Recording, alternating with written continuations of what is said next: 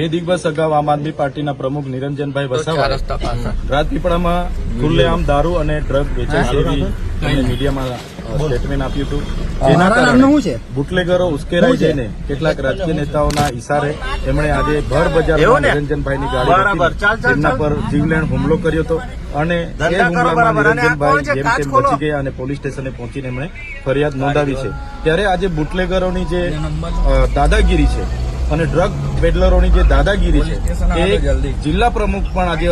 સુરક્ષિત નથી, ત્યારે સામાન્ય જનતાની તો શું વાત થાય। ત્યારે એમના પર કડકમાં કડક કાર્યવાહી થાય, એમના પર જે જીવલેણ હથિયારો હતા એ જમા કરવામાં આવે, એમની ગાડીઓ જમા કરવામાં આવે અને એમને લેસ્ટેડ બુટલેગરો જેટલા પણ છે એમના પણ કેટલી એફઆઈઆરો ભૂતકાળમાં થઈ છે એ યાદી સાથે આવનારા દિવસોમાં કડક કાર્યવાહી થાય, તડીપાર પાસા સુધીની કાર્યવાહી થાય એ અમારી માંગણી છે।